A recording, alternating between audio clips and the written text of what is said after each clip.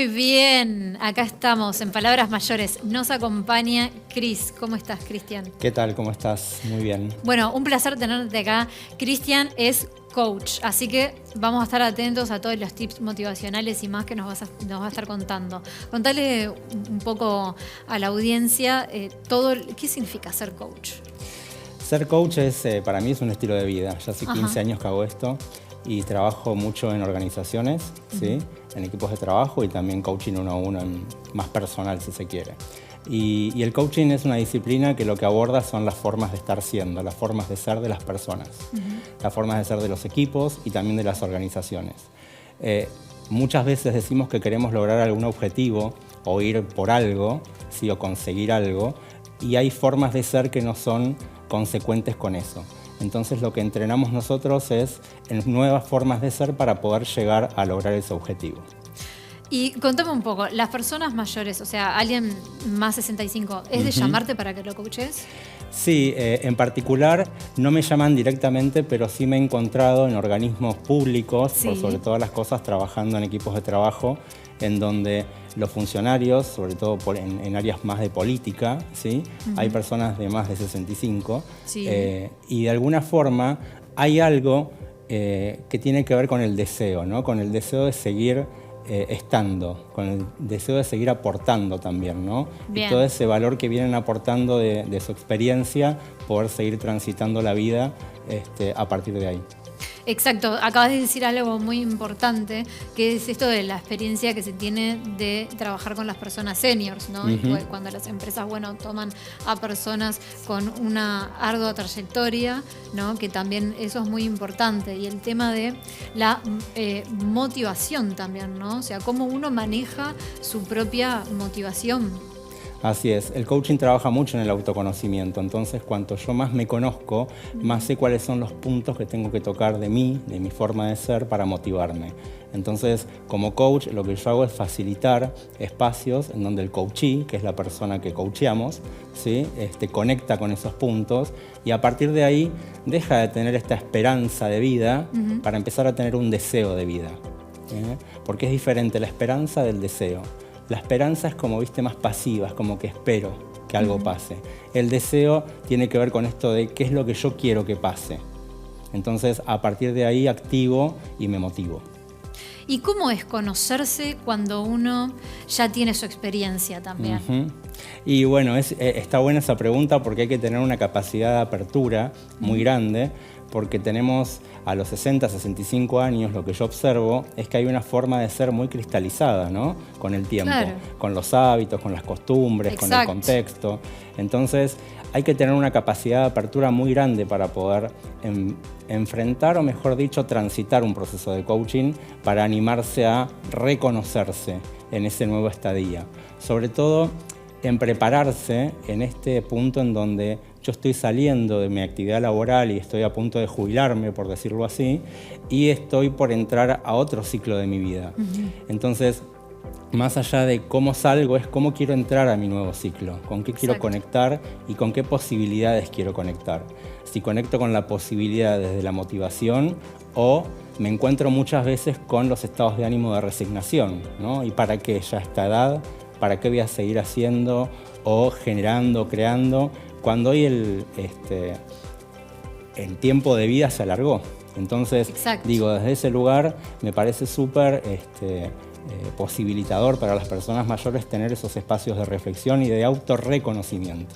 Exactamente, porque a veces uno viene acostumbrado a ciertas cosas, ¿no?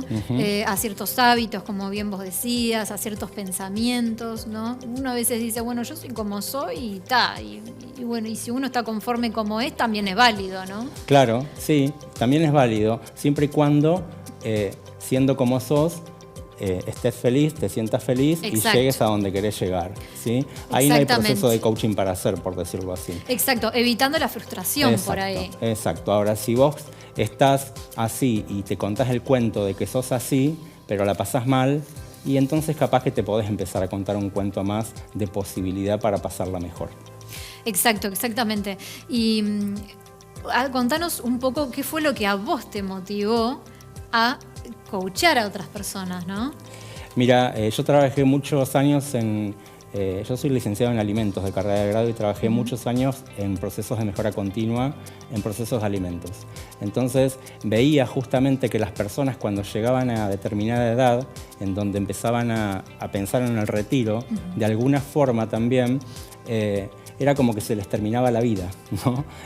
Como que entraban más a un estado de resignación. Bueno, como se le llama, pasividad o pasivo, cuando en verdad nada que ver. Exactamente. O sea, Vos uno fijate, se jubila, pero el jubilarse no es que se termina ahí. Uno tiene otras actividades. Así es. Vos fíjate el lenguaje, ¿no? Nosotros Exacto. en coaching decimos que el lenguaje genera realidad. Eso, y qué mal utilizado que está muchas veces. Exactamente. Porque obviamente que por jubilarse no es que sos pasivo. La pasividad significa, bueno, estar en calma en todas las áreas, y eso no es así. Sí, para mí cuando te jubilás se abre como una hoja en blanco, como un mapa de vida del nuevo presente y de las nuevas posibilidades que hay para seguir transitando tu vida. Entonces desde ahí es conectar con eso. ¿Cuándo crees que una persona tiene que empezar a pensar en esto, ¿no? En decir, como vos decís, bueno, es una hoja en blanco que se abre a la vida de nuestra vida. Entonces esa hoja en blanco puede tener varios caminos. ¿Cuándo uno tiene que sentarse a reflexionar y decir, bueno, llegó el momento de decir... Lo ideal es lo antes posible, ¿sí? El tema es que cada uno se sienta a pensar y a reflexionar cuando está preparado. Porque los procesos de coaching no pueden ser procesos que se impongan, sino que son procesos en donde a las personas, por sobre todas las cosas, tienen distintos puntos de quiebre, y esos puntos de quiebre hacen que recurran, digamos, a una ayuda, a un acompañamiento. Pero yo te diría que lo antes posible, ¿sí? Pero que nunca es tarde para arrancar. Bien. O sea que, muy bien, ya escucharon que cuando uno se siente preparado es el momento para sentarse a reflexionar. Así que bueno, muchas gracias, Cristian, por estar con nosotros.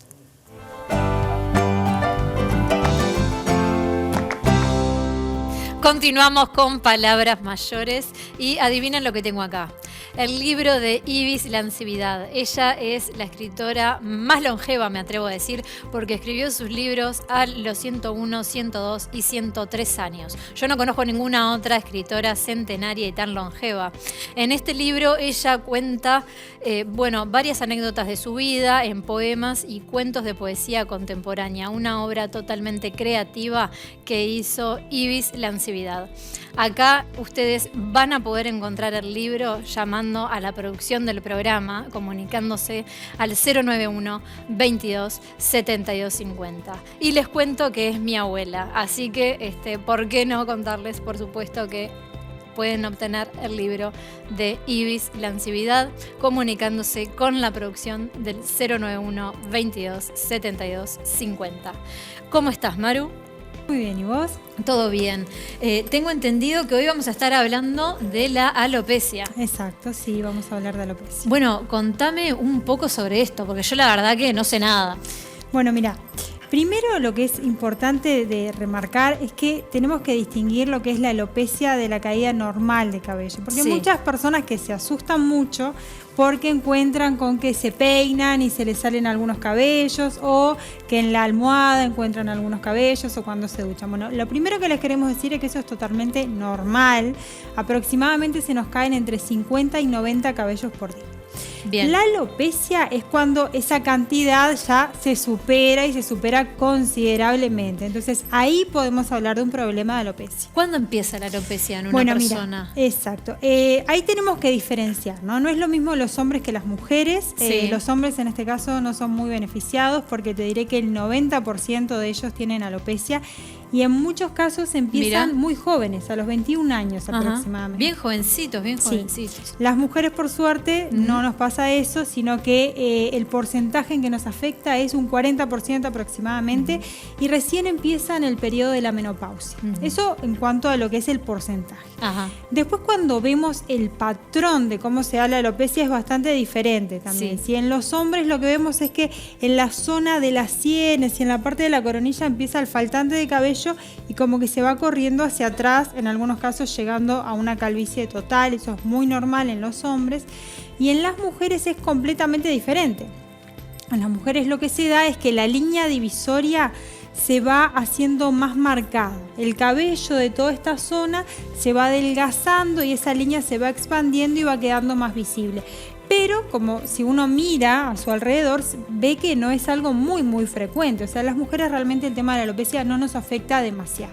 Influyen factores genéticos, por un lado, y factores hormonales, que es lo que se conoce como alopecia androgenética, que es uno de los casos que es este que acabamos de mencionar.